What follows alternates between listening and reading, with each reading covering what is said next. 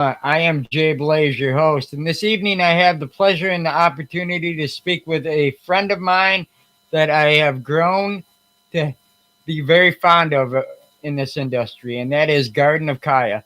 Welcome to the show, Zach. Hey, buddy, how are you? I'm excellent. So, with that being said, I just want to dive right into your story. I don't want to add no fluff here. I want to get right into the good stuff, and you know, off camera, off record, we've talked, and you've said you uh, had a best friend with cannabis here since Yep, you were 10 years old.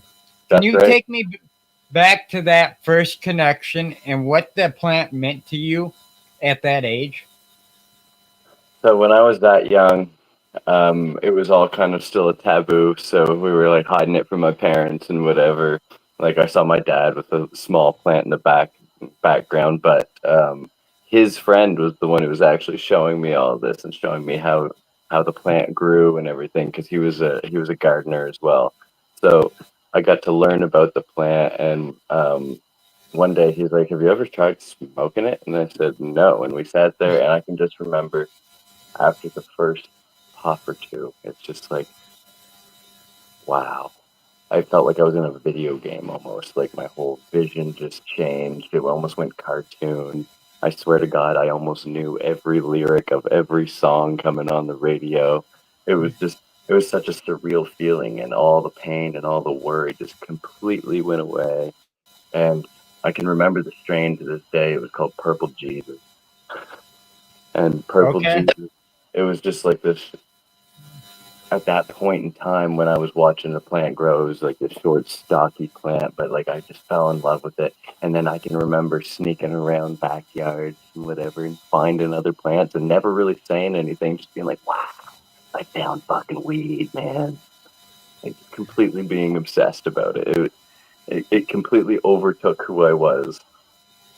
I can imagine, man. I I can't even phantom at that young age, because I wasn't exposed until high school myself, but I lived in a small town.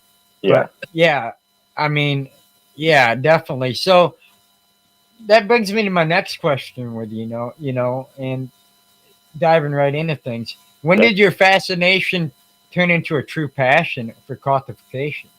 Um, Honestly, from that day forward, I've always kind of been like known as the weed guy. I've always been around weed. I've always been like I grew weed. I remember getting in trouble as a kid for going into like the liquor store and I put a nudie mag over top of the weed mag because like it was more common for the kids to go in and snoop through the fucking porn mags.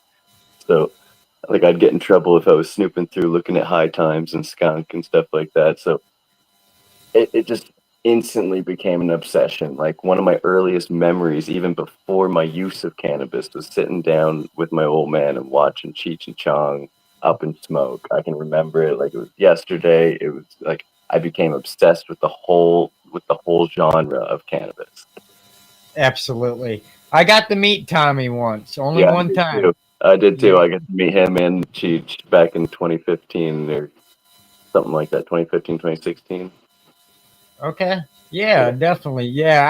I probably didn't get to meet him as close as you did, He was kind of just like standing next to me and I was rolling footage for the event and I'm like, "Oh, he's here. He's right there." I'm like, but I knew everybody that was with him. It was like, I'm not going to be I'm kind of like that when I do media. I don't become starstruck Yep. because I know they're people just like us. And when you act like that, some of them don't like that. So, like, Some really don't. Um, right. Actually didn't get to talk to Tommy too much. It was after one of their shows. Um, he seemed like he was just kind of burnt out and tired. But me and Cheech, we literally sat there and talked for like an hour and a half. Wow. That Yeah, would be so cool. Definitely. Yeah. So, you've lived through some heavy challenges. I've read your story over a few times, because we were originally scheduled to tell it. And, things happened, things yep, happened with things you. happen. then things happened with me. I got in a car accident, and then Yeah, scheduling, actually, come to and find out, here we are.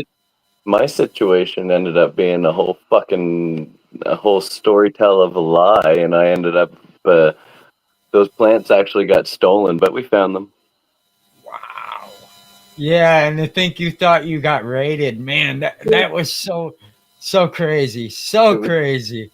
it was a very sketchy time, especially because I was just teaching therapeutic horticulture and cannabis therapeutics at Praxis at a festival, and like I was so pumped, and I was going to talk about that and everything, and just it just kind of like wiped all the energy from that, and I was like totally worried as to what was going to go on. I was looking at getting a lawyer and everything, and Oh yeah, I know how that goes.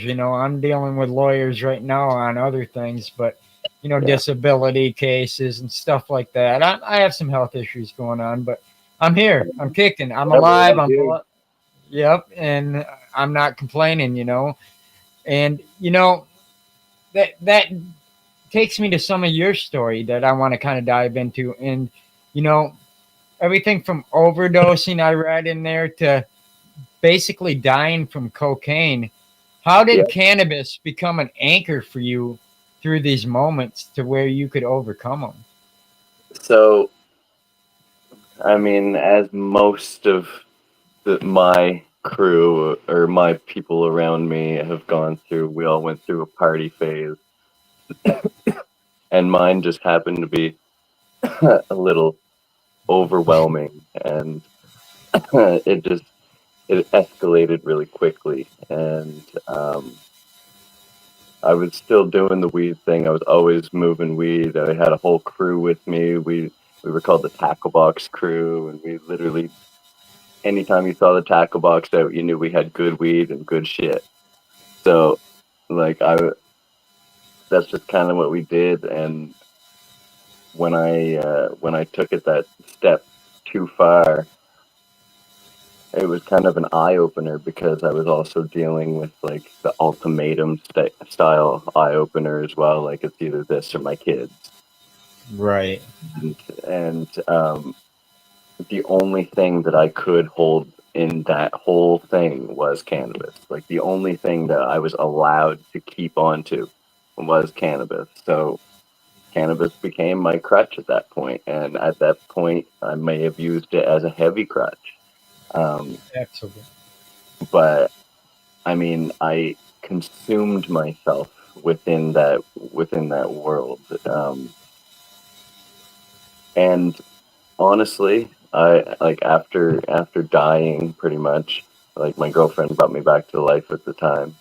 Um, it just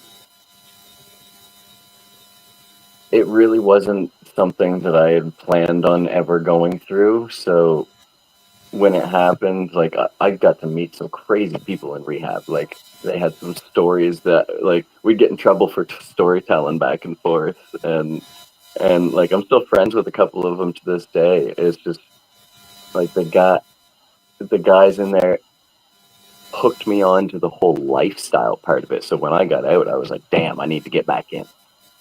Right. Yeah. After rehab, I ended up going almost right back through the exact same thing. And like at this point, I already quit college. I had already lost my job and everything, and I was kind of rebuilding. And I looked at myself and I said, I don't think I can put my family and everybody through this again. Um, and I didn't go to rehab this time. This time I just quit. This time I quit and I stopped and I didn't do a damn thing and I focused on the one thing that I figured that I looked into my whole life and I continued to look back and look back and look back and what did I continue to do as a child that I enjoyed was to go in that garden, go into the old lady's place next door and learning about the flowers and learning about this Oh and that. yeah. What is that called? And I looked it up and it was called horticulture. So instantly from that moment on, I was like, I'm going to go and I'm going to learn about plants. I'm going to be a horticulturalist. I'm going to focus on my focus is cannabis and hemp, and like, I mean, I love all plants. I love mind altering plants more. So Absolutely. the forbidden plants, the mind altering, the psychedelics, I love it all. That's my realm. I love that so much. I grow cactuses as well. Like it, Oh, that's cool. yeah. Definitely. I got a friend that actually lives in Arizona. Oh, He had nice. moved from Michigan to Arizona, and you know, I haven't been exposed to that side of the country yet personally. So it's culture shock for somebody that's small town, and Yep. he showed me that he had a cactus that only bloomed like I don't know however many years it was, but it was a special cactus, and it Mm-hmm. and it bloomed, and it was beautiful. And then I was like, man, that's impressive. And then to It's know, probably the herringbone. okay, yeah, and There's like this really funky, like fishbone looking cacti, and like this has this really crazy looking flower, and it only ever flowers like once or twice ever, like that wow, I've ever seen. So it's really crazy. Like those are really special moments within plants. absolutely. I I I I couldn't believe how beautiful it was. And then he got into the point of showing me how many waterfalls were like in the middle of the desert. And I'm like, Yeah, you wouldn't even know that. Like, I would have never knew that. Like, that's insane. So I learned something new with every story and every person I meet, and I'm thankful for it. And that absolutely. brings me to my next question. You went through a lot, and so have I. A lot of us have at young ages. For the young people that are out there, what kind of advice would you give them based off of your struggles that you've been through, so they might not have to go through down that same road, but also if they're interested in pursuing horticulture? Um, well, my first bit of advice is don't ever stop living the life that you want to live. Eventually, the party phase will phase out. Hopefully, hopefully you don't get into it as hard as I did. Um, Right. Many people of my area did not, and they looked at me like I was crazy because I continued and I continued. And now I look at some people that I once was around that are still doing and living that life, and I just can't be that way anymore. I'm exhausted. I'm tired. I got kids. Like I got the job. I got a life. It's not for me anymore. It was a previous past. So always be the person that you're gonna be, but don't allow something like that to overtake your life unless it becomes a passion, like me and cannabis. Like everybody has always told me that cannabis seems to be the most important thing in my life, no matter what. Like I live and breathe weed. That's just me. Yep, I'm the same way. I went through a lot myself, and every time I came back to something that never, as much I hate to call it a crutch, at times it was always there for me. So Exactly. and it was just like, okay, I love to grow it.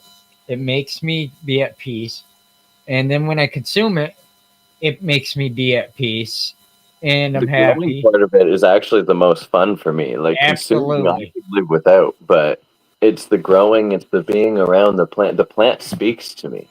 The plant absolutely. physically speaks to me. Like even in a psychedelic dream, at one point, the spirit of Canna came to me and said that Wow, you were supposed to use me. Same with same with all the plant spirits that are more medicinal and things. They came to me in a psychedelic dream and physically said, "This is your passion. This is who you are. Like you are to heal people with plants." And cannabis just seems to be the one that I attach to the most.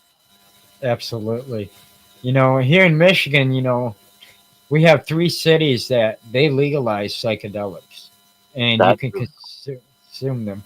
It's pretty cool, and I've seen some wild things. I seen a guy consume a 19-gram mushroom in one setting, And needless to say, I don't know the guy's name. He was an influencer. He was at one of our festivals.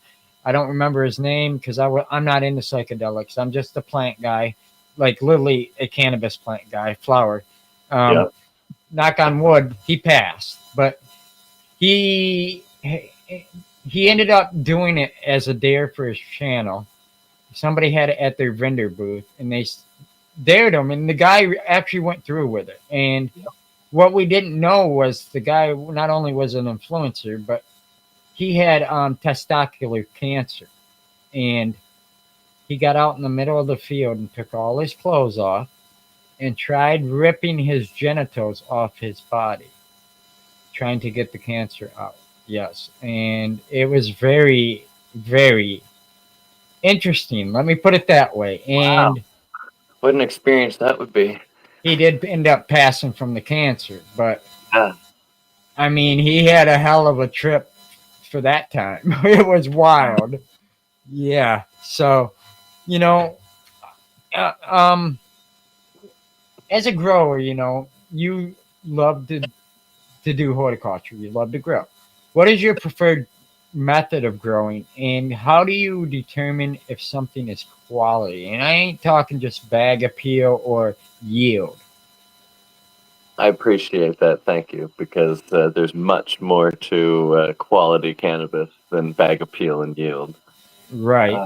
You can have the prettiest flower in the world and not feel anything from it. So, um, I prefer living soil organic. That's been my kind of preferred method. I've always mixed my own soil, used my own amendments. I've tried different things. I'm not huge on using fertilizers and things. I always mix my own stuff. I like making teas. I like experimenting. For the longest time, I actually had a friend who owns a sea moss company, and Oh I was wow. I was using sea moss as both a foliar feed and a root feed. Yeah, and Interesting. yeah, Definitely. it was really cool because like a lot of benefits happen. Like because when you spray it on your plant, like as a foliar feed, it almost acts as a neem oil as well. So it's really Wow. cool. Yeah, Um, and that would be beneficial, especially for pests, and stuff like that. I mean, that yeah, I it's like mean plants killing love two seafood, birds. you know. Right. Like the soil loves seafood. That's the thing. The soil loves seafood, and if you're feeding those microbes that like that good sea, like I always like using sea moss, but friends of mine use fish emulsion or fish shit or just some something sea, right?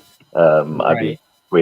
squid juice before, or just something fish based or fish compost based, but man, there's so many different fun formulas that you can do that benefit your plants, and I love playing around with them. So for me, unless I'm at like an actual structured grow where I am at the gilded grow, um, I I like playing around. So I will feed it whatever I want when I want. This year I didn't feed a lot. This year I played around with Gaia 444, Okay. and I chose not to use Power Bloom because it's basically just a little bit more 444. So um, I just chose to do 444 again with some more sea moss, and then I fed it with molasses, and there's nothing that I'd say is wrong at all. Like besides the shitty growth season, we had this heavy, heavy, heavy frost that like anything that wasn't gonna make it didn't make it. Right. We're in Yeah, it. We're in an extreme drought right now. I'm yeah, talking we extreme. just went through that. Like I mean, we're not getting much rain, but at least it's starting. But I'm at the point now where I'm pulling plants because it's fucking cold, and we're Yep. just we're not gonna get it. So um, Michigan's been weird. We've been, our average temperature right now is supposed to be 60s in the day and 50s at night. We're 80 in the day and 60 to 70 at night. We haven't had rain all summer hardly. And it and now they're saying, well, you guys expect an extreme winter because This is of what I'm hearing too. Expect an extreme winter. Like, whew. yep, Like it was such a dry summer. There was like everybody was in drought. We were in drought, but right before the drought, right before that, it was like rain every weekend. There was not a yep, fucking yep. weekend for 12 weekends straight that was fucking not rain. That's how it was here too. And I couldn't figure it out because I was like, okay, I'm gonna get some great genetics that are drought resistant. I'm gonna get something that is good with PM, something good. And Yeah. then all of a sudden it's like, okay, all the problems that I was trying to alleviate, yeah, I don't have them, but now I got a whole another set of problems. So Yeah, like, exactly. Like I'm yeah, looking right now at partially finished buds. Like some of them are done, some of them aren't.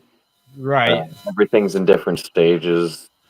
But like I personally, I'd like to push things another week or two if I could. Will I get to? I doubt it.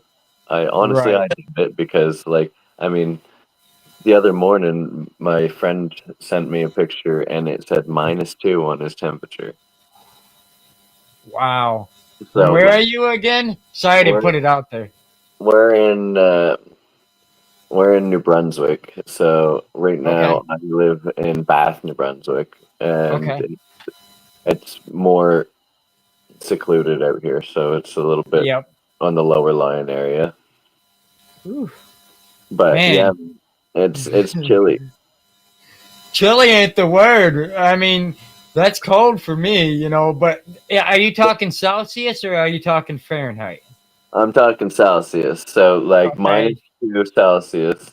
What's that? Fucking, I can't even I remember. I don't. I'm not good at it. So yeah, I know it can't be bad, but according to Norma G, he says it's cold. So I'm gonna take his word for it because I don't No, like the G says cold it's at cold. all. Yeah, it's cold.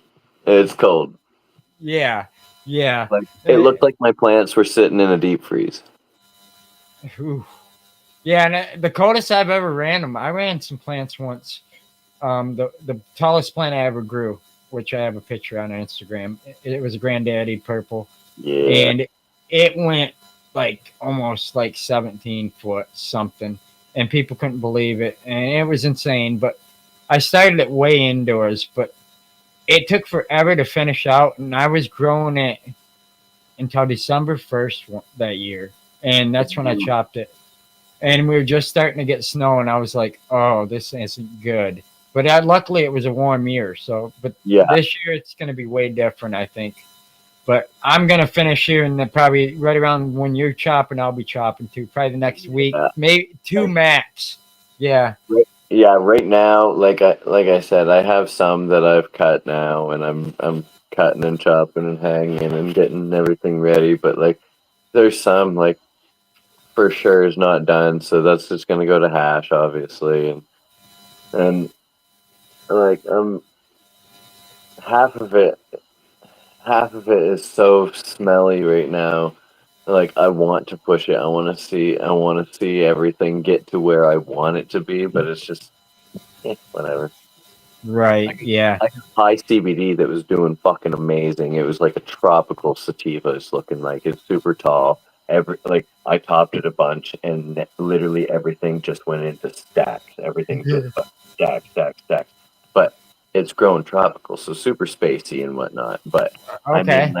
I'm like these really elongated, almost hemp-like buds because there's hardly any trikes on it. Wow. I have no idea where I won the pack of seeds in some sort of waffle or whatever, and it just says high CBD, and I happened to get a female, and damn, I kind of want to run it again to see what I get because Right. like this is a really wicked looking plant. I got a pack like that. It showed up, but it showed up in my real name, and I'm like, hold up. How does somebody get my real? Because I like to protect my identity. Yep. People Yep. do I too. hear you. I hear you. And I'm like, I'm trying to figure out where I want it. Well, I entered waffle. I never even knew I entered it, and I was like, and they're like, you won, and it was Brother Grimm seeds. He sent them to me, and I was like, I never knew that I even won. I'm like, how Dude, did you Brother get my Graham, name? shout And out to he's like, Brother Graham. I'm growing the yeah. fucking Ricky's hash plant right now. Yep, me too. Yep, it re-vegged on me, and I didn't even realize it, and it's kind of crazy. The top half of the plant got phytoplasma Oh, okay. early in the season, and I chopped the top half of the plant. I said I'm just gonna chop it off, so I did, and I'm like I'm gonna see what happens. I come back and this thing's got spears all over the place, and my buddy's like, that looks like it re-veg. What'd you do to it? Did you re-veg it? And I said, no, I just cut the top off it. He's like, it looks good. And I'm like, oh, okay. Well, I guess I did something. Because I've never re-vegged anything. I don't breed. I'm just a standard seed grower. I've And re-vegged a few things. It's not the funnest process, and it looks super funky as it's happening too. yes, it did look funky to me. Yeah, Yeah, I've seen definitely. it happen with some clones before that I've bought, like legal clones or whatever. Um, I had one, and just because it wasn't kept properly in the legal shop, um, I put it in the ground and it goes into flower, but it's nowhere near fucking flowering time, so it goes right back into re-veg and it's shooting out one single Wow. finger, three finger leaves. Yep.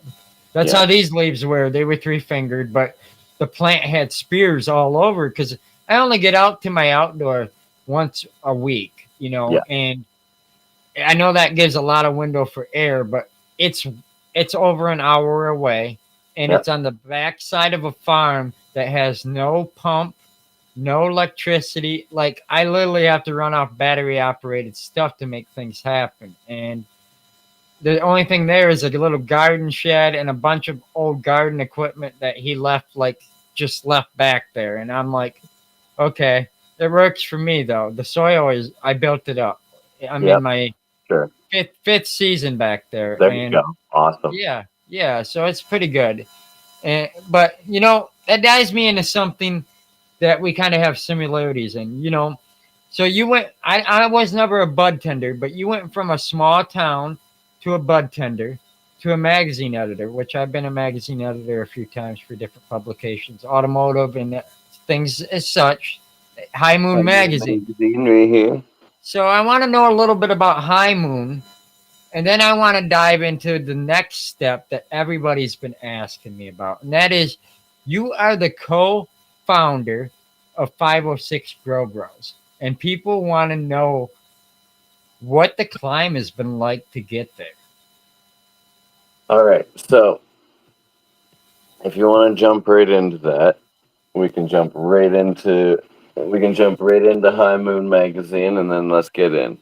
So All High right. Moon Magazine, me and the founder of High Moon Magazine, Jess Hope, we met through back in the legacy days before legalization, back when we were both influencers and just like getting products and reviewing and doing crazy shit.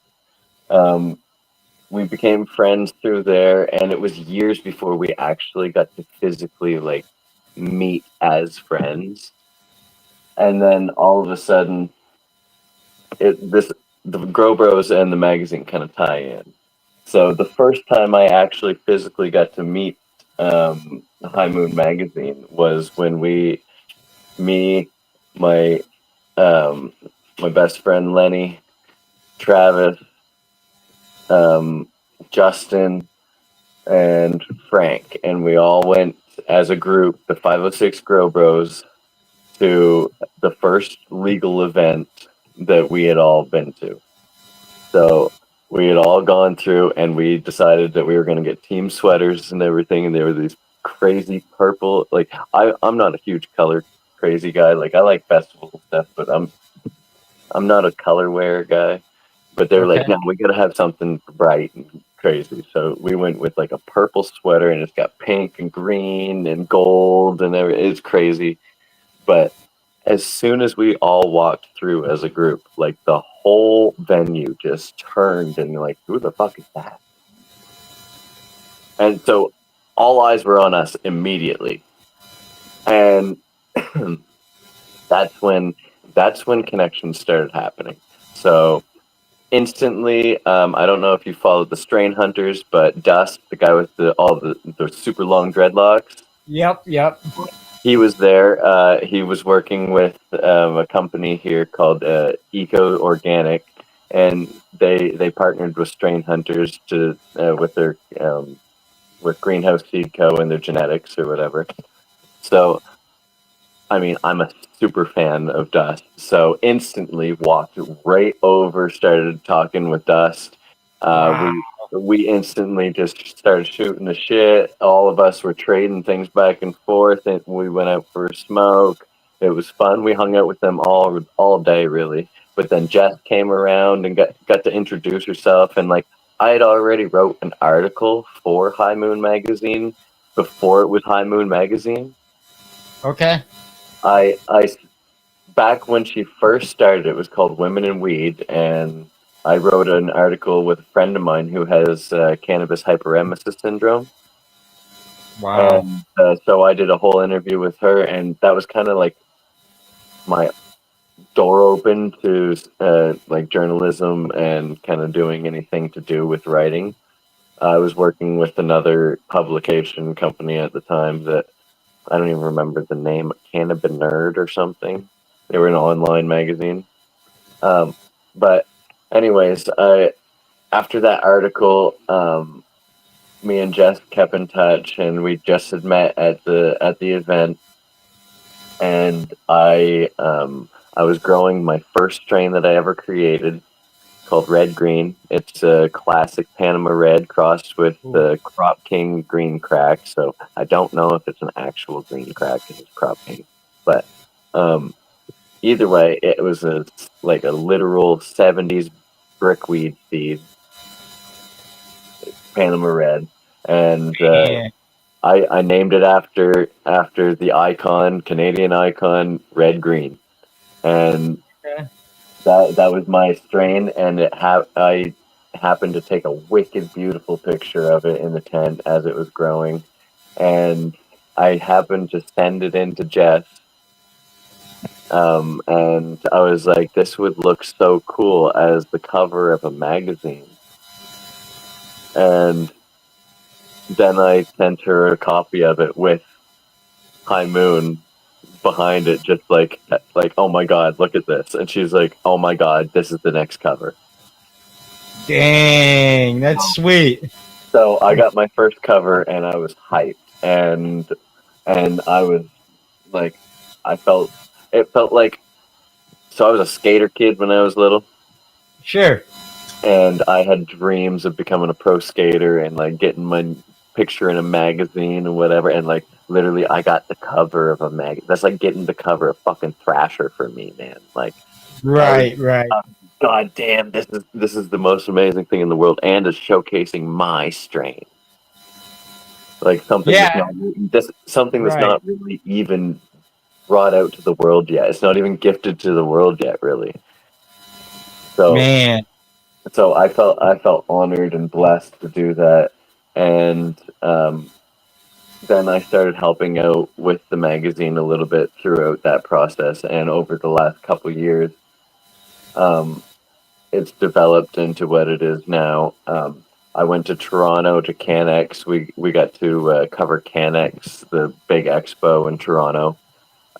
So we got to do media coverage there, and I got to meet so many people there. I went with the High Moon crew, and it was just such a crazy experience. Um, at that point, we had our team pretty much set. Like we built our team after that trip. Our team became Jess, myself, Tilly, who is the best co-editor ever. She gets everything solid down. Beside Jess, I'm probably the slow ass on the end here. Um, but then we got Nate, and he is he's he's a gentle giant. He's like this crazy, awesome journalist, and he goes in depth on some awesome things. He gets so personal, and I love it. Then we get Rose, and she is all over the place at every event, doing all the media coverage, all the stuff, and it's just amazing. And I mean, I'm not really sure how I contribute as much as the rest of them, but I'm very blessed to say I'm part of the team, and together we've created some amazing. I mean, we've created amazing connections for people. We've created amazing magazines. Like, I mean, this It looks quality. I'm eyeing it. Like I'm listening to you, but I'm looking at the cover, especially the one right behind you, so this and one actually. it's This, glossy. It looks like it's good quality paper that it's printed oh yeah, on, and I'll send you the link so that you can go check out the website. You can go look at every copy that we have right there because they're all online as well. And if you right, wanted to order them, you can as well. Um, HighMoon man. Magazine is so cool. This right here is Alex Murray. Okay, He is the owner of Gilded Genetics, another spot I work, and I'm very passionate about the seed company. I rock the most out of everybody. This he got his first cover with High Moon as well, and it was just everything's been such a see, blessing to see it all evolve because this guy's been putting in some heavy work for the past few years, man, and nobody's seen it. Only really the ones that are close to him, and I'm finally right. allowing the world to see Gilded Genetics and who we really are. Absolutely. I've done a lot of publication work throughout the years in different things, mostly the automotive industry, and Yep. I was a magazine collector. A lot of Okay. people don't know that. I collected Hot Rod magazine to start with, that old school Hot Rod magazine. I I had collect old school high times. Okay, yeah, and I had every Hot Rod magazine from 1950 all the way to like 2002 printed at one time, and I had totes full. And then I got into every import car magazine out there because I got into the Fast and the Furious cars. I Yeah, was man. born in that area where that era where them cars were my childhood. So Yep. like 90s, late 80s, early 90s cars, and high revving, sound like bumblebees. Yeah, that was us. Dude, But, my stepkid is absolutely obsessed with 80s and 90s like sports cars like that. oh, I don't know a yeah, lot about vehicles, but he teaches me a lot, man. absolutely. Them were the greatest cars ever made because That's what they he went says. forever. I mean, the car I got in a car accident with, like one of the earlier people were talking about in the chat, that car had 515,000 miles on the original motor and transmission, and people can't believe I did it. And I'm Damn. telling you, if you take care of your vehicles, they take care of you. And that was a Toyota motor, like that's I all mean, I can say. I Mhm. mean, Toyota Motors really put up. Yep, yep. So, I had an old Corolla, man. That thing was, dude. If I didn't shit the bed on that, that would never died. right, absolutely. So what do you got going in your life now? I mean, what's consuming your time like with Uh, this plant? As far as what projects are you working on? Projects I'm working on right now is mostly with Gilded Genetics. We have our pheno hunt gardens right now. Um, we're I think we did like 9 or 10 strains that we have to recreate seed stock and whatever. So we went and re-pheno hunted. Um, Actually, one I'm really excited about is called Portal Nugs. And man, I chose one pheno. It is just danky gas. Like, oh man, it's everything that I want in the fucking plant, and it's not super big. It's super fast. It's not an auto, but like I mean, like it is this chunky. Everything's almost. We should be harvesting this week, but we're just gonna push it to see how far we can get them. Um, Absolutely. but like, man. we got that one, and then we got another beautiful one. It, I think is a little bit faster actually. A little bit more cakey on my. I find really sweet. Such a beautiful sticky. Everything is so fucking sticky right now, man. But that one I'm really really excited about. Probably the most excited about. Then we have the Purple Smurf S1 right now that we just went through the stock for. Now that one I've been running personally. I've been running Purple Smurf for the last 3 or 4 years. That's been my favorite sativa strain that we did. Um, Purple Smurf is like I don't even know if I have any flower of it. I don't think I do right now. It's the darkest purple that you would ever see. Hold on, Okay. I might have at least a shitty auto uh, flower of Hey, it. Or, I do. no worries. Awesome. Hell yeah. Yeah, this is not a pretty bud at all, but I don't know if you can like Yeah. Oh yeah. Man, that is dark. Holy cow. it's so I can't even call it purple. I call it ornamental.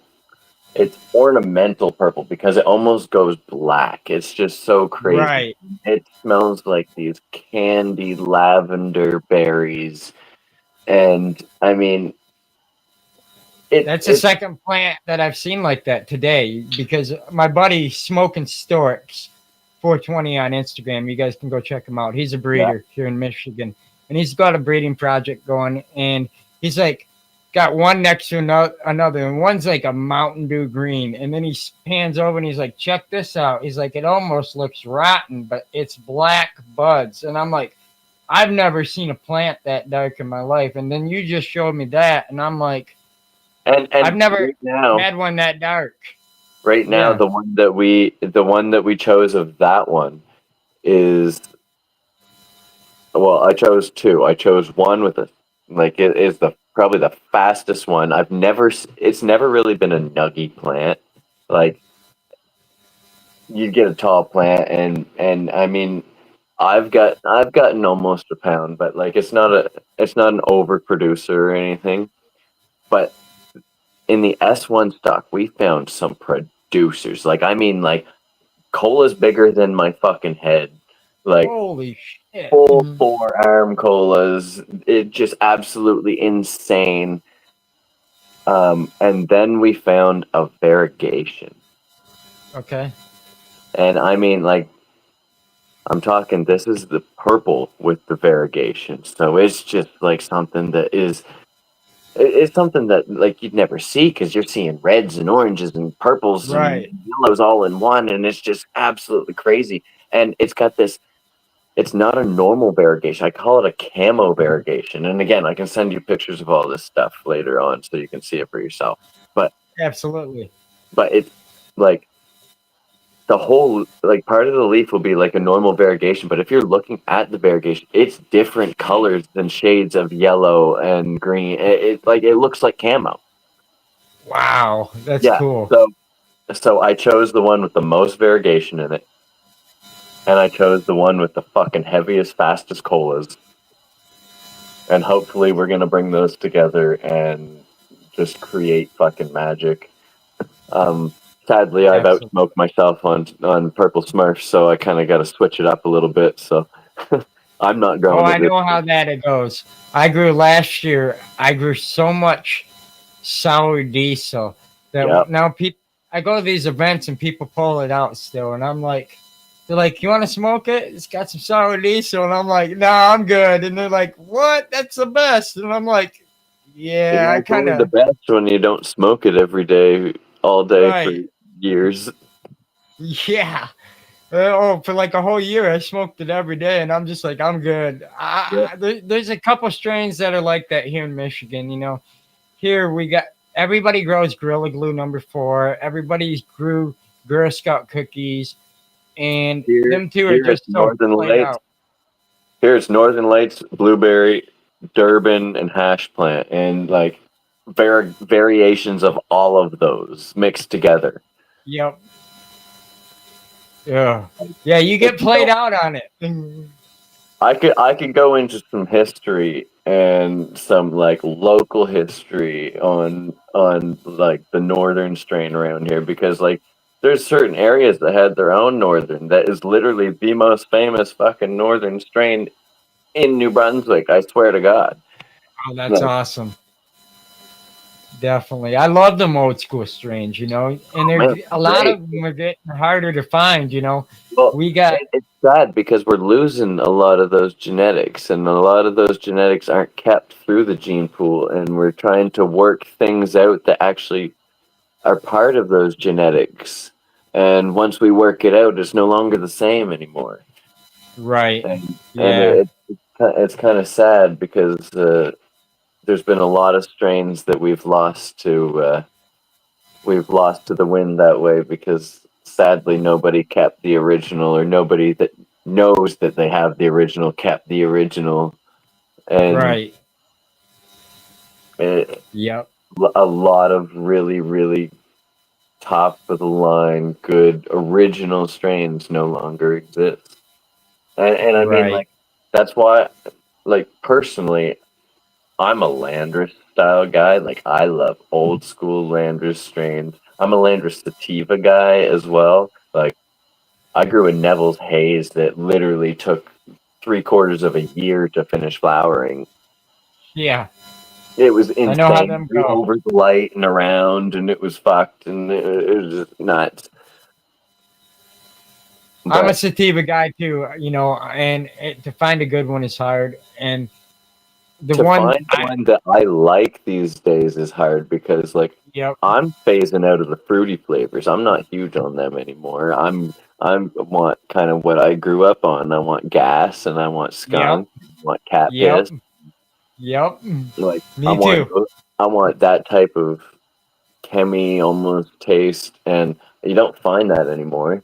And you No, definitely don't find that in a fucking sativa anymore. Like you don't find that no. at all in a sativa anymore. You're Like right. You're right. if you gave me a sativa that tasted like burnt rubber, I'd be so happy. Well, that's like me and my soil company that I work with, Country Roots, which is Yep. also my best friend here in Michigan. He, we got a skunk number one from the UK from Dutch Passion, Yeah. and we tried it. We're like, okay, you say it's skunk number one. Let's see how close it is. And he grew it. I haven't had a chance to try it yet but I know he did harvest, so I'm waiting to try it. And we're hoping that it's as stinky as it used to be. But I have never found anything to be where it's in the bag, it's in your pocket, you can smell it across the room, and in a long time. And we get things that are good, but it's not the same to me. So trying to replicate that's been very hard. But like he said, back then people used manures, like actual manures, not and Hey, they used topsoil, and they didn't use as many Sen organics, or hey man, they would one of the best things I use on my plants is piss. hell yeah, Straight up just piss on them, man. right. You got to. But I mean, you Absolutely. say that to certain people and they're like, "What?" I know it's weird, but you got to think, man. What was all in that ground back in the day What that did made we it use so back much in the day? better? What did they like? They didn't have fertilizers. They didn't have, No, right. and a lot of people didn't have the money if they did have fertilizers. What they like Exactly. the old school families around here, and I know because I know them personally. Like they would save big jars of pee and like they would compost and do things properly. Right. Like Exactly. permaculture was a total thing. Yep. So that brings me down to a couple final questions for you here. Yeah, The and then next we question.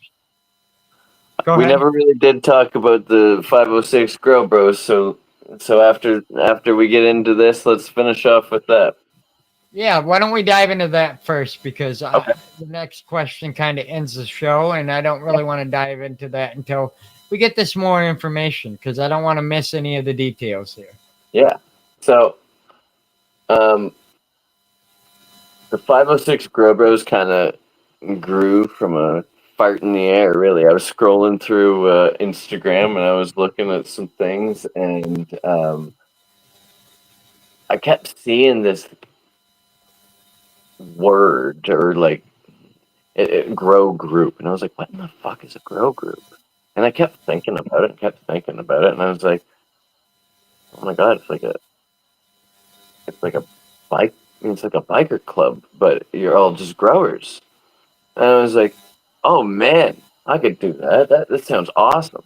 And like, I mean, we were already doing that anyways. A bunch of us were already growing, hanging out, fucking using the same genetics and doing that kind of thing. So one day I kind of brought the idea up to my buddy Trav and Justin at the time, and we decided, you know what? Yeah. And so I thought up the name, and I was like, dude, 506 Grow Bros, and like we worked on I worked on a logo, and we talked about things that we wanted to do and whatever. But for the most part, it was just a kind of thing to call ourselves and to give us a brand or whatever, and to give us a name and kind of open our doors into the cannabis industry even more than we already were. And then friends of ours, like my best friend Lenny comes in, and Lenny, like, I was introduced to Lenny through all of these other people, and same with Frank, and it just ended up being a really solid group of guys. And some phased out, man. Like for like some of the originals, and there was 2 or 3 other people part of this group that I just know they don't even grow anymore. Like that's just they just Right. don't do it. And it kind of fizzled away.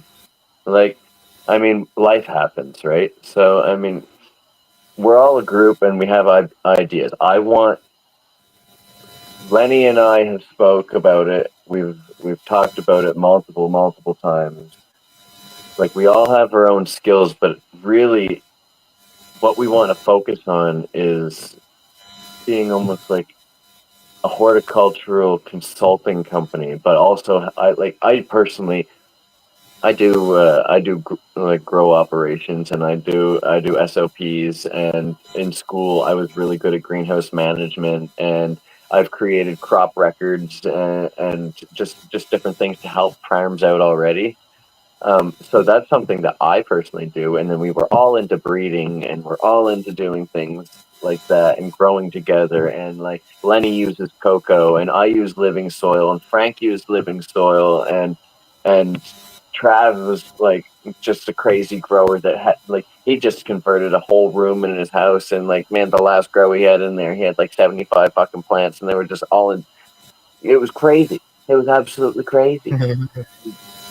Like we all were just having a lot of fun with it, and then it, like I said, it kind of phased out a little bit. Like after the show, we were trying to look for a couple sponsors and a couple things, and we did a few tours together of different grows and checked things out in facilities and things like that, and opened our doors a little bit.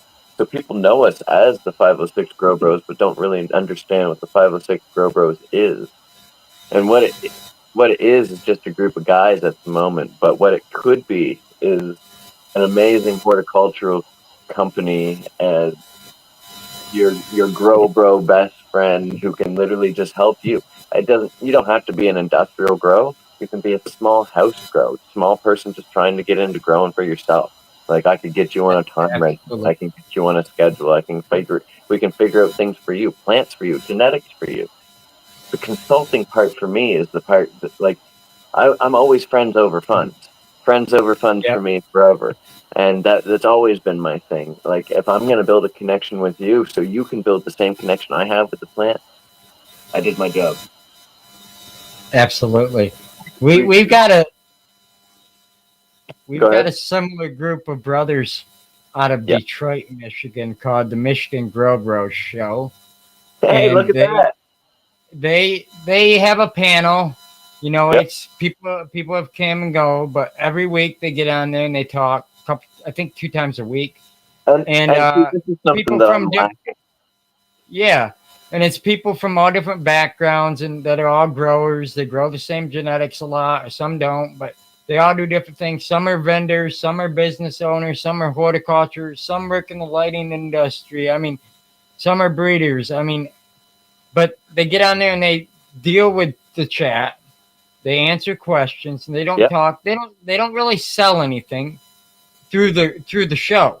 But people come to them personally and maybe buy their genetics or buy their pre-roll or buy whatever they at an event, and it might be a way for you to open your doors even more to streamline what you guys got going on. Is the exactly. And eventually that I think like that was the whole point of it. We were going to events together and doing this together and kind of opening up and kind of doing what you and I are doing right now, talking back and forth and chatting right? and covering it as media. And like I've got to meet some of the most amazing people in the world. Like I did an interview a month ago or a couple months ago with Kevin Jodrey. Oh wow, Like just like you and I are doing right now. It was insane. I felt like I felt like a child, like right? starstruck, and honestly, the guy can talk. So I felt like I wasn't even doing my job properly. I was just like but Right. but I mean, like that was the whole point of the Grow Bros for me, anyways, was to bring us into the light a little bit because we've all been doing this for years now. I mean, we've all been in the industry, but nobody knows how to get in the industry. So, Right. what's the best way to do it? Fucking stick your feet in and go. Absolutely. Like You know, nobody's gonna know who you are if they can't see you. So let's fucking make a presence. And that, and I think that's where it kind of it lost track because we didn't continue to make a presence. And that's where like I mean life happens. I got seven yep, kids, and he's got kids in life. Frank's got kids in life. Trav's got kids in life. So I mean, it's all over the place, right? But I I want us all to be together. I want us all to like. I want us to be able to do the things that we love together. absolutely. You know, and that's the good thing. Not to put their show on the front burner here, taken away from your story, but I with their know it. show, you know, they're all busy like that. One of them just had a baby. Lily just had a baby, and Yep. And this is where like yeah, we struggled with that and we've all talked about that and I mean there's ideas of what we want to do in the future and so right now again the 506 Grow Bros is a bunch of guys that are horticulture enthusiasts, cannabis enthusiasts. We all heck yeah, grow and we all grow passionately for the plant, for the medicine. yeah. There's nothing wrong with that at all. You know, and like you said, you guys had to go different ways. Life got busy. Yeah, If you life gets guys busy, but I ever mean we're all still doing it. could right, if you guys could find like a day a week for an hour to get Yeah. on the YouTube from your home, I mean, just Yep. cash out an hour once a week. I bet you guys could expand that so rapidly you wouldn't even know what hit you. And Well, then I appreciate the advice as well because this is something that I am actually going to bring to the table again and say, listen, boys, like we're all yeah, actually struggling in life right now. We're all not doing the greatest, and I mean yep, everybody is right now. Life is not the funnest, but let's make it fun no, again. Let's get back to loving life and doing the things we love together. Let's showcase what absolutely, we do and we do it well. So let's do it. absolutely, you know, and even if one person shows up, you know, that's the thing I learned in this industry. One Dude, person tells if one five, person five shows up, he's tells not doing it for 50. you. You're doing it for everybody Right. else. Exactly. Yes. You got it right there. And that's how it happens because they're gonna catch a recap. Once it's on YouTube, it's like it's history. It's like a history book that's been printed. It's as long as you don't delete it, it's gonna be played for the history of forever. So Yeah, like, man. yeah, yep. So that leads me to my last question for you, other than wrapping up the show. This question has a rule. It is the common organically blunt question that we ask every guest. And the rule is you cannot think of your answer. You have to literally organically blurt it out, and be blunt about it, And that is, if you could smoke with anybody dead or alive, who would it be and why? I think I just spoke on that earlier. Kevin Jodrey, man. Um, Hell yeah. like he was at Canex, or not Canex, Grow Up last year, one of the big events in Ottawa, and we were supposed to go cover that for media, and we didn't get to. And I never got to meet Kevin because Kevin was actually there, and Oh, I was super like heartbroken almost, and then we happened to just found him on LinkedIn and sent him a message, and we just got it. We nailed the interview, and we were able to do it. Now I have him as a connection in my life, and like we can absolutely. speak back and forth. Um, and he's become somebody that, you know what, man, I want to sit down and just smoke. Like the stories this man says, the industries this man's in without even realizing he's in them. Like I thought the guy had to do with hemp. Honestly, I read about this whole history about him and hemp and everything. And honest to God, he's like a scientist in hemp. He doesn't really do anything with hemp. He even says himself, "I'm no hemp grower. I didn't have anything." He's been on the cover of Hemp magazine and different things. Like this guy is amazing. He has an amazing history. He's such a beautiful human. He talks a mile a minute, and I love it. I love the way his brain works. Um, yeah, it's Kevin Jodrey, man. That's the guy that, out of everybody dead or alive right now, he would be my number one to sit there and smoke with. Because, I mean, I've got to smoke with some people, man, Oh and yeah. it's always a good time. But like real people, like Joe Blow up the road, man, going to have a smoke with him is usually the funnest, man, because you never know, man. The stories coming of the old guys that you just decide to sit down and have a puff with, or Absolutely. like these old school guys are amazing, man. That's why I miss my grandpa. My grandpa's the reason I got into all this, and you Nice. know, he was an old school guy, and it's like, man, his stories, and they were great. They were, you would just sit and listen for hours. So I Yep. can relate to that. But I don't mean to cut you short here, but we're coming up just over the hour mark, Yeah, and I see it. I want to let people know where to find you at, where they can connect with you, and if they do want any guidance or anything from you, how they can reach out to you. Absolutely. Um, right now, if you want to reach out for anything at all, you can find me on Instagram at the Garden of Kaya. Um, I can also be reached at HighMoon Magazine.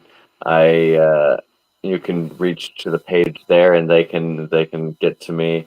If you're around locally in like the local New Brunswick area where I am, in rural New Brunswick, you can come find me at Higher Healing. I work at a reserve shop there as well.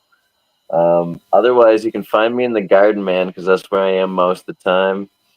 I spend most of my time lately out in the garden with the girls trying to get these genetics right with Alex.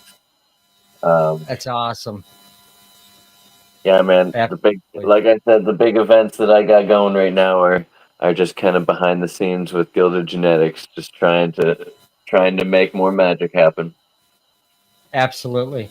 Well, with that being said, I appreciate you coming on the Organically Blunt show. You're welcome back anytime. If you got something going on, don't be afraid to drop a note and say, hey, I'd like to share this with the community, and we'll get you back Little on here. Blaze, you send me your address, brother, because I'll send you a little goodie bag.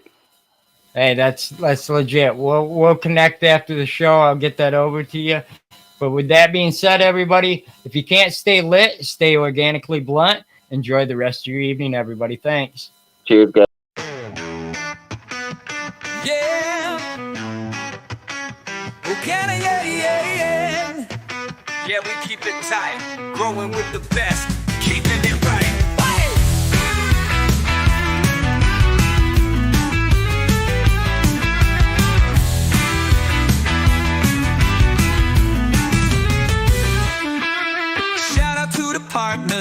rhythms grow from the soil to the light, yeah, you already know. Grow bags keep it fresh, just put it in the bag. Seeds, man, got the seeds, never running a lag. No community without you and I. Drop a like, hit subscribe, let's vibe real high.